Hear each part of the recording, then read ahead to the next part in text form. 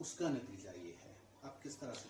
देखिए, ऐसा है कि हिमाचल प्रदेश में बहुत से हाइड्रो प्रोजेक्ट्स हैं और हाइड्रो प्रोजेक्ट्स जब भी लगाए जाते हैं तो निश्चित तौर से अपफ्रंट मनी दिया जाता है। और ये ऐसे एक केस नहीं है, मल्टीपल केसेस है। चाहे वो बड़े प्रोजेक्ट्स है, चाहे वो पीएसयूज के प्रोजेक्ट्स है, चाहे वो इंडिविजुअल के प्रोजेक्ट्स है, तो उसमें ये चीजें चलती है।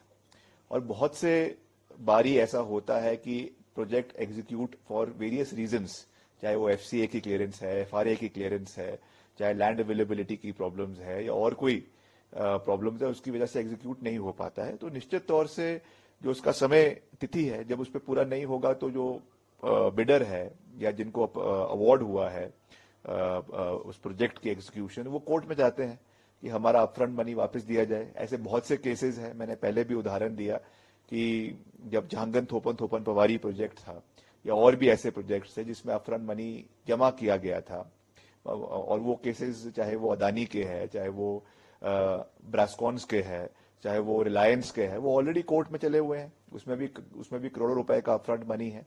तो ये this is one of the case. और ये हिमाचल में नहीं है, हर राज्य के हर सरकार में ऐसी चीजें होती है।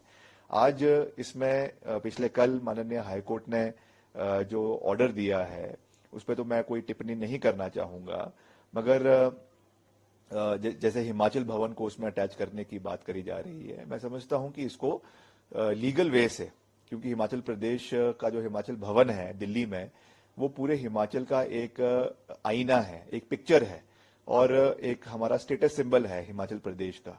तो उसको इस तरीके से अटैच होना, मैं समझता हूं कि उसके लिए लीगल ओपिनियन लिया जाएगा कि इसको आगे एसएलपी के रूप में सुप्रीम कोर्ट में करना है या डबल बेंच में करना है। मैं उसका लीगल एस्पेक्ट्स अभी मुझे इतने क्लियर नहीं है, मगर जो भी इसमें लीगल वे आउट है, कैसे इसको आगे हमने चैलेंज करना है, definitely that will be done. और ये चीजें चलती रहेगी। जैसा मैंने कहा, इंस्टेंट केस जो है ये 2009 का है। 2009 से ये मसला चला हुआ है, इसमें अलग अलग कोर्ट से अलग अलग ऑर्डर्स आए हैं, कभी सरकार के पक्ष में आए हैं, कभी सरकार के विरुद्ध आए हैं, ये बात है। मगर इसको जो राजनीतिक रूप से जोड़ने की कोशिश करी जा रही है और लगातार इसमें भाजपा के नेताओं के बयान आ रहे हैं, तो उनको याद रहना चाहिए कि 2009 में किसकी सरकार थी। 2009 में आदरणीय प्रेम कुमार धूमल जी हिमाचल प्रदेश के मुख्यमंत्री थे और भाजपा की सरकार हिमाचल में थी। उस समय से ये मैटर चला हुआ है, उस समय से ये कोर्ट्स में है। तो सरकारें तो कंटिन्यूटी में चलती है, एक सरकार की लायबिलिटी दूसरे पे आती है, दूसरी सरकार की लायबिलिटी तीसरे पे जाती है। इसको राजनीतिक रंग देना मैं समझता हूं कि ये सही नहीं है। जयराम ठाकुर कह रहे हैं कि जो हिमाचल प्रदेश सरकार है, वकीलों की फौज खड़ी कर रखी है, डिप्टी एडवोकेट जनरल, वो कह रहे हैं कि सीपीएस का केस डिफेंड करने के लिए तो वो करोड़ों रुपए दे रहे हैं, लेकिन इस तरह की जहां सरकार को डिफेंड करना है वहां आप असफल हो रहे हैं। नहीं, देखिए, फौज तो खड़ी करनी पड़ेगी। अगर आपने सही रूप से केसेस लड़ने हैं और जीतने हैं तो निश्चित तौर से उसके लिए we need a battery of lawyers, और उसमें एडवोकेट जनरल है या प्राइवेट एडवोकेट्स है। कभी कभी सेंसिटिव केसेस होते हैं सुप्रीम कोर्ट में जिसमें रिनाउंड फेसेस को जो है वो आपको इंगेज करना पड़ता है, वो भी किया जाता है। हमने अभी जैसे वाइल्ड फ्लावर हॉल का केस लड़ा, वो भी सरकार की संपत्ति थी, उसको वापस लेने के लिए बहुत लंबी लीगल बैटल लड़ी गई और उसमें हम सफल हुए। हमको करीबन 400-500 करोड़ का जो ये प्रॉपर्टी है वापस हिमाचल प्रदेश सरकार को मिली है।